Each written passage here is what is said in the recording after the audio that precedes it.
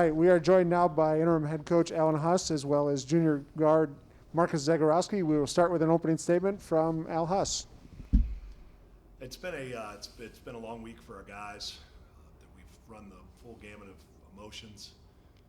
You know, they've done an incredible job of preparing themselves to play a basketball game.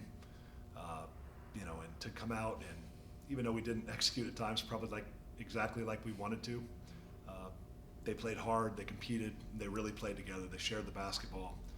And even though we played a shorthanded Butler team that's really probably not quite at full strength, the guys showed some poise, just a ton of poise and resiliency.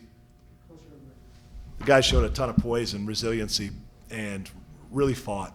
And to see them be selfless tonight, to share the ball with their teammates the way they did, it was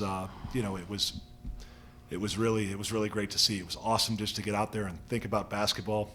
And before I say anything, I know Marcus has got a couple things he wants to say before we get started. Yeah, obviously great win. I thought we, had a step forward tonight. I thought, we really came together through a tough week. And, I just wanted to, talk about the situation with Coach Mack and, before you guys ask any questions, because, obviously it's a real sensitive topic. A lot of guys in that locker room, were hurting from it, and I was hurting from what he said, and but at the same time, I think Coach Mack he's been a huge mentor for me, and I know he would take a bullet for me and everybody in that locker room, including the coaching staff. So, I just want to make that point across to whoever's watching, and obviously, the whole situation is real tough. It's a sensitive topic, but I just wanted to say that I know we made a really sensitive mistake, really bad mistake with what he said, but only I know everything that he's done for me as a player, but more important as a human being, and he loves me, he loves everybody in that locker room, and he's shown that every single day I've been on this campus since June of 2018. So, that's my coach, and I love that dude, and but people make mistakes, and that's my guy. All right, we will take questions for either gentleman. If you've got a question, use the raised hand feature, and we will get you called on. We'll start with Emma. Marcus, as a leader for this team, what do you think was the key to regrouping after Wednesday night's game and then after being asked on Thursday to just get ready for this afternoon? I mean, the key is to, really try and come together and, focus on, what we need to do to make a step forward. And, I think we did that. And I think our staff did a great job of, having, team meetings, about basketball and about stuff off the basketball floor. And, everyone got to express their own feelings, and, I think that video was a step forward, that we did as a team. And, just coming out, here, playing for our four seniors and, trying to just make the best of it and just try and compete for 40 minutes and, not worry about what's off the floor. Just, just for those 40 minutes, really focus on basketball. And, I think that's what we did. I think, Coach Huss did a great job of that, of preparing us. And I'm just really happy for my guys. And, this is a step forward for us. And, we'll continue to, talk about what happened. And, but we'll also continue to fight on the basketball floor. And, I look forward to, workouts and practice and then heading to New York to play in the Big East tournament. Eric? Hey, Marcus, was that your last game here at the CHI Center, do you think? Today wasn't about me. It was about Mitch, Dame, Denzel, and Jake. It was all about them. That's a conversation for way further down the road. I haven't even thought about that. My focus right now is to, make sure all my teammates and, the staff, we're all on the same page heading into New York. And, I'm not even worried about March Madness right now. I'm worried about New York. So, that's the type of guy I am. So. All right, John? Marcus, I mean, Coach Huss mentioned sort of the ball movement, and it did kind of feel like that ball was whipping around, popping around. Like, what did you notice anything about just the way you guys played today in terms of the sort of connectivity? Was it a little bit different perhaps than the last couple games? Yeah, I mean, we always try and preach playing unselfish, and Butler does a good job of being in the gaps. So, for guys like me, I'll get in there and try and guys will be open on the 3-point line. So that was the scout going in. We just listen to the staff, and we're always gonna try and play unselfish. That's who we are, and that's why we are. That's why we are. One of the best teams in the country is because we play so unselfish and we play for each other, and we just got to continue to do that in the Big East tournament. Matt?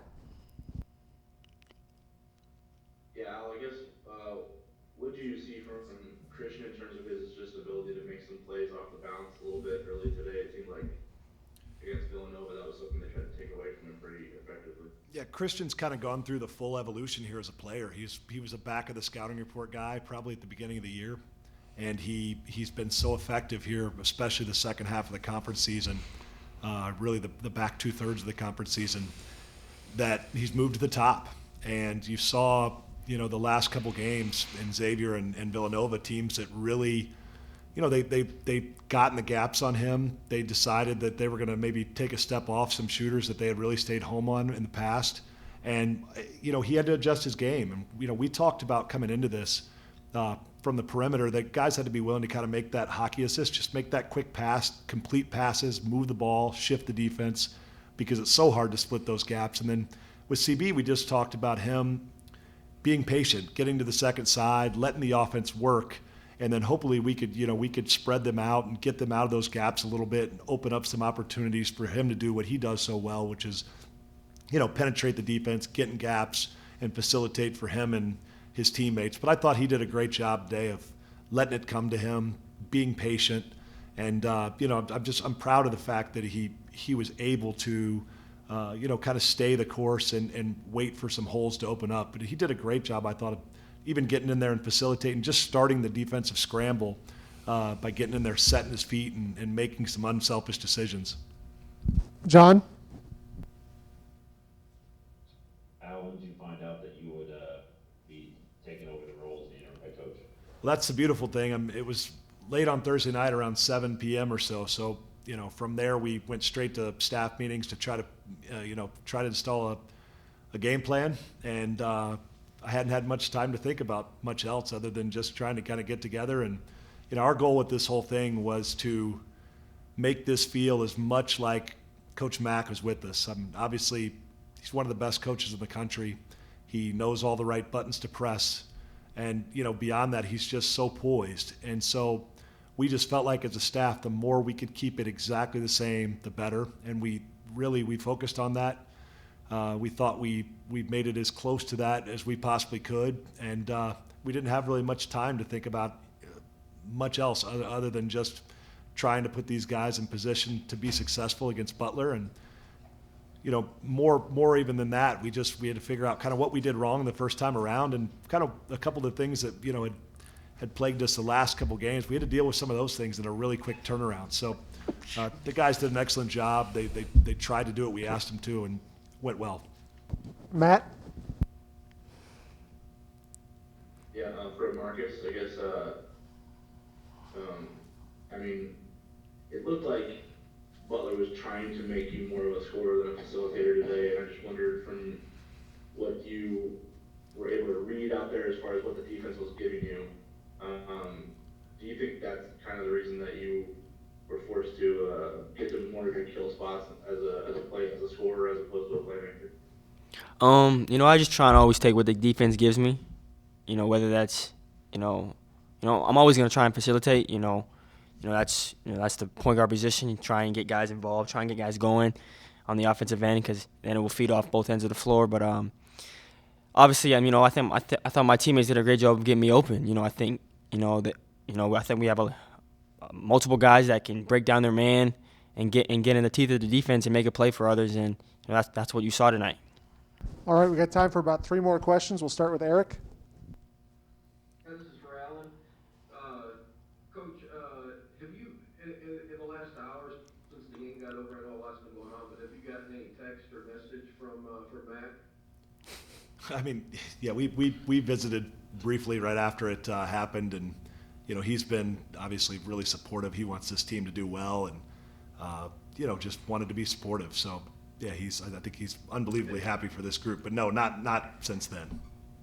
Not since the game got over. No, not yet. Right? Yeah. Do you know how much longer you're going to be in this role? I mean, I don't know much about the process. We've been so singularly focused on Butler. We haven't had much time to think about really anything else. Really a 24-hour prep. So we've been solely focused on that. All right, John?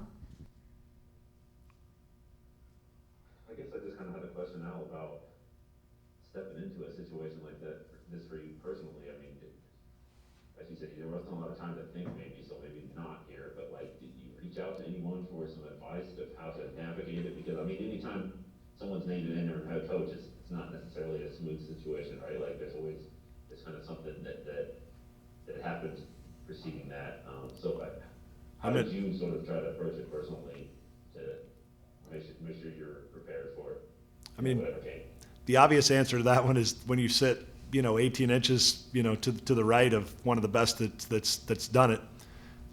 You try to take notes all the time. At some point, if I'm ever fortunate to lead my own program, I've got a model sitting right next to me that shows me the right way to do it, how to do it with poise, how to do it with class, and then at the same time how to potentially motivate our guys when they need a little bit of a kick in the butt. So I wish I could tell you that I had the opportunity to get philosophical when I found out the news that it'd be me that had to do it. But no, it was more just each one of us focused on our particular roles, whether it was me, Coach Rencher, Coach Lusk, or Coach Murfeld, who filled in the additional spot when Coach Mack was out. We all just kind of focused singularly on our roles and then tried to coach the guys the exact same we always do. And like I said, it's really easy when you have a guy like Mac to sit there and just pick things here and there that you want to do, and because he's just he's one of the best that's ever done it. And then our final question will go to Matt DeMarinis.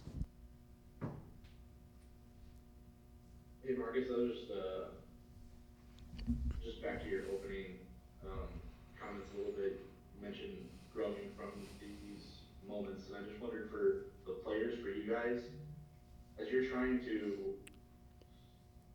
compartmentalize your thoughts and figure out where you need to be, essentially, like how important of a role does the basketball side of it play in this? And is it like a therapy for you guys that you guys can be on the court together, go through something together, and kind of use that as a way to get through this? Yeah, I mean, I guess you could look at it as a therapy. I think, I've always looked at basketball as a therapy, and especially in this situation where, something, happened, and we came together off the floor and had to talk through things, a real sensitive topic, but obviously having basketball going on right now, we also have to focus on that. So, off the floor, we do a mix of focusing on our next task, but also talking about what needs to be talked about, and I think we have great guys who are talking about what they think of the situation, and then we have a staff that provides a place to speak our piece, but also focus on the next step in basketball. And today was a step moving forward for sure. All right. Thank you, gentlemen.